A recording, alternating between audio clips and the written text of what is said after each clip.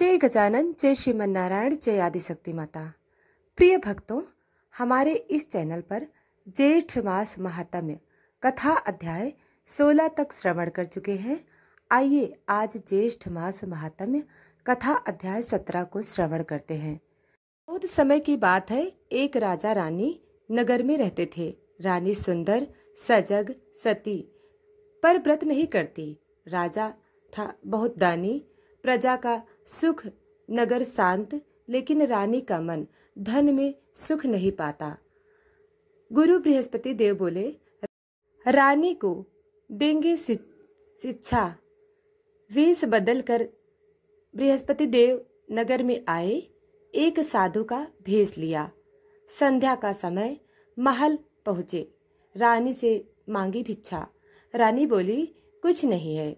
गुरु बृहस्पति बोले, सुनो मेरी बात, गुरुवार का व्रत करो, पीला वस्त्र पहनो, सदा पीला भोजन बनाओ, घर में बाल न धो, उस दिन गाय को चारा दो, ब्राह्मण को अन्नदान, ध्यान से पूजा करो, गुरु का नाम लो। रानी का परिवर्तन। रानी ने व्रत किया। गुरुवार से जीवन बदला। पहला ही व्रत शुभ, घर में सुख आया। तुरंत महल में दिए जले। कंजूसी अब दूर हो गई। पीला रंग हर ओर भक्ति से घर महका। दूसरे व्रत में चमत्कार, खजाना फिर भर गया। राजा भी आश्चर्य में रानी से पूछा, ये सब कैसे हुआ? रानी बोली, गुरु बृहस्पति का व्रत श्रद्धा से करती हूँ, पूजा और हर गुरुवार का नियम रखती हूँ। राजा ने रानी की सराहना की। नगर में बात फैल गई, हर स्त्री व्रत करे, नगर में उजाला छाएगा। प्रेम, भक्ति और सेवा से व्रत सब मिलकर किए। रानी बनी सबकी प्रिय। राजा भी हुआ संतुष्ट।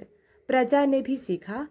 हर घर में दीप, पीले फूलों की माला, पूजा होती है हर गुरुवार को। सुख, शांति, संतान लाभ गुरु ने सबको दिया। हर कष्ट दूर कर दिए। घर घर में मंगल हुआ। बृहस्पति देव की यह लीला सबको देता है गहरा ज्ञान। जो भी करे उसका जीवन सफल बने। गुरु का आशीर्वाद। रानी को स्वप्न में आए गुरुदेव स्वयं पधारे। बोले, तो उत्तम, तेरा व्रत सफल हुआ। अब जो भी नारी श्रद्धा से व्रत करेगी उसका दुख नहीं रहेगा। घर में बरकत होगी। गुरुदेव ज्ञान के देव, धैर्य, विवेक और सुख सच्चे मन से भजो। हर गुरुवार याद करो। पीला रंग अपनाओ। जीवन ब्राह्मण को अन्न दो। गाय को स्नेह देना और सेवा करते रहो। भक्ति से व्रत, गुरु देंगे सब कुछ। कर्म, प्रेम और विवेक, इनसे जीवन चमक उठे। गुरु बृहस्पति की जय। हर गुरुवार दीप जलाओ, श्रद्धा से व्रत निभाओ, जीवन में सुख लाओ। धन, संतोष, संतान, सम्मान सब मिलेगा इस व्रत सच्चे मन से जो करेंगे। हर इच्छा पूर्ण होगी। प्रिय भक्तों, अब आइए श्रवण करते हैं एक बहुत ही सुंदर कथा। बहुत समय पहले की बात है। दक्षिण भारत के एक नगर में एक निर्धन ब्राह्मण निवास करता था। उसका नाम था देवदत्त। देवदत्त पढ़ा लिखा परंतु अत्यंत दरिद्र था। रोज सुबह भीख मांग कर दिन काटता और जीवन जीता। परंतु उसकी पत्नी, जिसका नाम था सावित्री, बहुत ही धर्मपरायण और व्रत उपवासों में निष्ठावान थी। वह सदैव गुरुवार को बृहस्पति देव का व्रत करती थी। एक दिन देवदत्त ने पत्नी से पूछा, हे प्रिय, हर गुरुवार को तुम क्या करती हो? सावित्री बोली, मैं बृहस्पति भगवान का व्रत करती हूँ। यह व्रत धन, सुख और समृद्धि देने वाला है। देवदत्त हंस पड़ा और बोला, यदि यह व्रत इतना प्रभावशाली है तो हम अब तक दरिद्र क्यों हैं? सावित्री बोली, जिस दिन तुम्हारा विश्वास जागेगा उसी दिन सब बदल जाएगा। उस रात देवदत्त को स्वप्न आया। पीले वस्त्रधारी एक दिव्य पुरुष उसके स्वप्न में आए। उन्होंने कहा, हे ब्राह्मण, गुरुवार का व्रत कभी खाली नहीं जाता। अब तुम भी श्रद्धा से इस व्रत को करो। सुबह होते ही देवदत्त ने गुरुवार का व्रत आरंभ किया। स्नान करके पीले वस्त्र पहने, पीली मिठाइयाँ बनाई, पीले पुष्प चढ़ाए और बृहस्पति देव का पूजन किया। व्रत करते हुए कुछ ही सप्ताह बीते थे कि देवदत्त को एक गांव में यज्ञ कराने का आमंत्रण मिला। उसे वहां मान सम्मान मिला, दक्षिणा में बहुमूल्य वस्त्र, धन और गायें प्राप्त हुई। अब उसका जीवन दरिद्रता से पूर्ण मुक्ति पा गया। उसने गुरुवार के व्रत को अपने जीवन का अभिन्न अंग बना लिया। तो प्रिय भक्तों, यह कथा में सिखाती है, जब हम श्रद्धा से व्रत करते हैं तो देवता स्वयं कृपा बरसाते हैं। बृहस्पति देव, जिन्हें हम गुरु भी कहते हैं, वे ज्ञान, धन, सौभाग्य और सद्गति प्रदान करते हैं। जो भी व्यक्ति ज्येष्ठ मास में गुरुवार का व्रत करता है, पीले वस्त्र पहनता है, गुरु का पूजन करता है, उसके जीवन में दरिद्रता भागती है और सुख समृद्धि का वास होता है। तो प्रिय भक्तों, यदि आप भी जीवन में शांति, धन और समृद्धि चाहते हैं तो इस जेठ मास में गुरुवार का व्रत अवश्य करें। पीले वस्त्र पहने, बृहस्पति देव का पूजन करें और जीवन को सफल बनाएं। ओम बृहस्पति नमः, ओम गुरुदेवाय नमः का जाप करें। एक बार देवऋषि नारद जी, जो समस्त लोकों में भ्रमण करते हैं, सभी युगों और लोकों का ज्ञान रखते हैं, वे पहुंचे ब्रह्मलोक में। ब्रह्मा जी उस समय अपने कमलासन पर विराजमान थे और उन्हें ध्यान में मग्न देखकर नारद जी ने विनम्र भाव से प्रणाम किया। नारद जी का प्रश्न। हे पितामह ब्रह्मदेव, आप सर्वज्ञ सर्वदर्शी हैं, मुझ पर कृपा करके यह बताइए, समस्त व्रतों, यज्ञों, दानों, तीर्थों में कौन सा मास श्रेष्ठ है? ऐसा कौन सा मास है जिसमें किया गया छोटा सा पुण्य भी अनंत गुना फल देता है? कौन सा महीना पापियों को भी मोक्ष देता है? और किस मास में जल, दीप, वस्त्र, अन्न और सेवा का विशेष महत्व है? ब्रह्मा जी ने उत्तर दिया।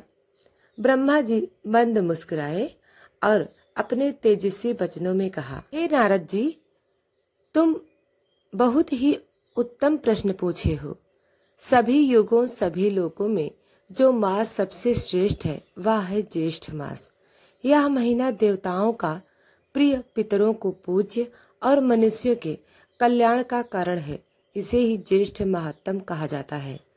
ज्येष्ठ मास की महानता ब्रह्मा जी कहते हैं, हे नारद, इस मास में जो व्यक्ति प्यासे को जल पिलाता है वह 1000 अश्वमेघ यज्ञों का फल पाता है। जो व्यक्ति दीप दान करता है वह तमस से हटकर अपने जीवन को प्रकाशित करता है। जो व्रत रखता है वह इंद्र के समान भोग भोगता है और अंत में विष्णु लोक को प्राप्त करता है। सूर्य और तप का महीना। ज्येष्ठ मास में सूर्य देव अपने प्रचंड रूप में होते हैं। यह समय तप और सेवा का है, क्योंकि इस समय की गई छोटी सी सेवा भी हजारों गुना पुण्य देती है। एक लोटा जल, एक दीपक, एक घड़ा, एक पल की छाया, यह सब स्वर्ग के द्वार खोलते हैं। जीवन रूपी तपस्या की शुरुआत। ब्रह्मा जी बोले, जो व्यक्ति ज्येष्ठ मास में व्रत, संयम, सेवा, भक्ति करता है उसके सभी जन्मों के पाप नष्ट हो जाते हैं। वह चाहे कितना भी पापी क्यों न हो। यदि वह इस मास में एक दिन भी धर्म से जुड़ता है तो वह भवसागर को पार कर लेता है। ब्रह्मा जी का आह्वान। हे नारद, इस माह में गंगा स्नान, तुलसी सेवा, व्रत, उपवास, गौ सेवा और संत का संग विशेष फलदायी होता है। यह मास दरिद्र को धन, दुखी को दुख, दुखी को सुख और अज्ञानी को ज्ञान देता है। नारद जी ने हाथ जोड़कर कहा, हे पितामह, आपने ज्येष्ठ मास का जो महात्म्य बताया वह परम पावन है। अब कृपा करके इस मास में की जाने वाली विशिष्ट कथाएं और व्रत विधान भी मुझे विस्तार से सुनाइए।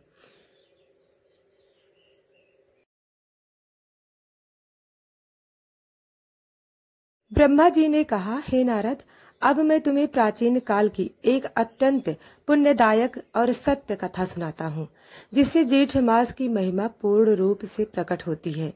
राजा पृथु की कथा। आरंभ।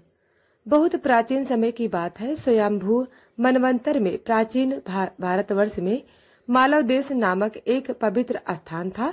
उस राज्य में पृथु नामक एक महान धर्मात्मा राजा राज्य करते थे। वे विष्णु भक्त, प्रजापालक और सत्य प्रिय थे। उनकी राजधानी थी पुण्यनगर। राजा की तपस्या। पृथु का मन शासन से अधिक भगवान विष्णु की सेवा में रमा रहता था। उनके जीवन के अंतिम चरण में वैराग्य धारण कर लिया और वन में चले गए। वहां जाकर उन्हें ज्येष्ठ मास में सूर्य देव की पूजा, दीपदान, जल सेवा और व्रत का आरंभ किया। ज्येष्ठ मास की सेवा राजा पृथु ने गर्मी की तपती धूप में प्यासों को जल पिलाया, घड़े रखवाए, तालाब खुदवाए और हर दिन दीपदान किया। उन्होंने गरीबों को अन्न वस्त्र का दान दिया और साधु संतों की सेवा की। हर बुधवार और रविवार को विशेष रूप से स्त्रियों को दीप और जल पात्र दान किए। ईश्वर की कृपा से ज्येष्ठ मास की समाप्ति पर राजा पृथु को एक रात्रि स्वप्न आया, जिसमें भगवान विष्णु प्रकट हुए और बोले, हे राजन, तुमने जो ज्येष्ठ मास में दिनों की सेवा की, जल पिलाया और दीप जलाए, उससे तुमने स्वर्ग, मोक्ष और यश तीनों को प्राप्त कर लिया है। तुम्हारा वंश सदा धर्मनिष्ठ रहेगा। तुम्हारी कीर्ति लोकों में गाई जाएगी। फलस्वरूप चमत्कार हुआ। राजा पृथु का शरीर तेजस्वी और निर्मल हो गया। उनके जाने के बाद उनके राज्य में सूखा, बीमारी या अधर्म कभी नहीं आया। उनका राज्य इंद्रलोक के समान बन गया। नारद जी का विस्मय।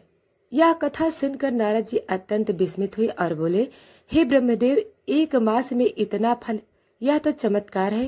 कृपया आगे की कथाएं भी बताएं, जिससे अन्य भक्तों को और भी प्रेरणा मिल सके। ब्रह्मा जी का उत्तर, हे नारद जी, यह तो केवल एक उदाहरण है। अगली कथा, एक ब्राह्मण स्त्री जिसने केवल गुरुवार को दीप जलाकर सौभाग्य, पुत्र और स्वर्ग तीनों को पाया। अब वह कथा हम आपको सुनाते हैं। ब्रह्मा जी बोले, हे नारद, अब मैं तुम्हें एक गृहिणी के दीपदान की चमत्कार की कथा सुनाता हूँ, जिसमें यह सिद्ध होता है ज्येष्ठ मास में दीप दान और जल सेवा कितना अद्भुत फल देता है। यह कथा का आरंभ बहुत समय पहले की बात है। कांचीपुरी नामक नगर में सुमति नामक एक ब्राह्मण रहता था। वह गरीब था पर धार्मिक था। उसकी पत्नी थी सत्यव्रता, जो अत्यंत पवित्र, सेवाशील और भगवान विष्णु की भक्त थी। ज्येष्ठ मास का आगमन, जब तपता हुआ ज्येष्ठ मास आया तो सत्यव्रता ने अपने पति से कहा, हे स्वामी, यह मास पुण्य देने वाला है। हम निर्धन भले ही हैं, पर सेवा और दीपदान तो कर सकते हैं। उस दिन से सत्यव्रता ने हर बुधवार और रविवार को घर के आंगन में एक मिट्टी का दीपक तुलसी के सामने जलाना शुरू किया। उसने कहा, हे तुलसी माता, यह दीपक मेरे जीवन का दीप है। इसमें मेरी भक्ति है, मेरी प्रार्थना है। मैं इसे जेठ मास के हर गुरुवार को जलाऊंगी, चाहे कुछ भी हो जाए। विपत्ति का सामना। एक दिन उनके घर में अन्न तक नहीं बचा। पति बोला, इस कठिन समय में तुम दीप क्यों जला रही हो? सत्यव्रता ने कहा, भूखे रह सकते हैं, पर ईश्वर से नाता नहीं तोड़ सकते। दीपक मेरी आस्था है। उसी रात विष्णु जी ने स्वप्न में सत्यव्रता से कहा, हे पुत्री, तुम्हारी भक्ति से मेरा हृदय पिघला दिया। मैं स्वयं तुम्हारे घर आऊंगा। भिक्षुक का आगमन। अगले दिन सुबह एक वृद्ध भिक्षुक उनके द्वार पर आया। सत्यव्रता ने घर की आखिरी आटा, थोड़ी सी दही और जल भिक्षुक को दे दिया। भिक्षुक मुस्कुराया और बोला, माँ, तूने तो मुझे परमात्मा ही समझ लिया। अब देख, तेरा जीवन बदल जाएगा। वह अदृश्य हो गया। असंभव फल की प्राप्ति। अगले दिन जब वो उठे तो उनके आंगन में सोने का दीपक रखा हुआ था। घर में अन्न से भरे घड़े, सोने की मुद्राएं और वस्त्रों के संदूक प्रकट हो गए। पति सुमत ने कहा, यह सब तेरी श्रद्धा का फल है। तूने दीप जलाया और भगवान स्वयं आए। यह चमत्कार जब राजा को पता चला तो उसने सत्यव्रता को बुलाया और पूछा, तूने ऐसा कौन सा यज्ञ किया? सत्यव्रता ने कहा, मैंने तो केवल ज्येष्ठ मास के बुधवार को दीपक जलाया और प्यासे को जल पिलाया। राजा ने भी उस दिन से दीपदान और जल सेवा प्रारंभ कर दी। ब्रह्मा जी बोले, हे नारद, देखो, एक सामान्य स्त्री केवल एक दीपक से जीवन, धन, यश और मोक्ष पा लिया। यह सब केवल ज्येष्ठ मास की महिमा है। नारद जी ने उत्साह से नारद जी बोले, हे पितामह, यह कथा तो मानवता के लिए एक दीप की तरह है। कृपया अगली कथा सुनाइए, जिससे संसार और भी प्रकाश हो। जी ने प्रश्न किया, हे पितामह, एक दीप जलाकर कोई व्यक्ति बैकुंठ कैसे जा सकता है? कृपया मुझे वह चमत्कारी कथा विस्तार से सुनाइए। ब्रह्मा जी बोले, हे वत्स, अब मैं तुम्हें उस पापी चोर की कथा सुनाता हूँ, जिसे केवल एक बार ज्येष्ठ मास में दीप जलाने से मोक्ष की प्राप्ति हुई। बहुत समय पहले की बात है। काशी नगरी में एक अत्यंत पापी चोर रहता था। उसका नाम था धनदत्त। वह दिन रात चोरी, झूठ, धोखा और हिंसा में लिप्त रहता था। धर्म, पुण्य, सत्कर्म से उसका कोई नाता न था। एक साधु का मिलना।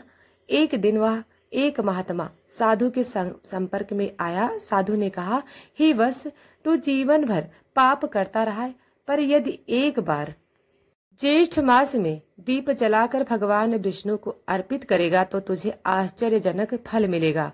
चोर ने हंसते हुए कहा, क्या एक दीप से पाप धुल सकते हैं?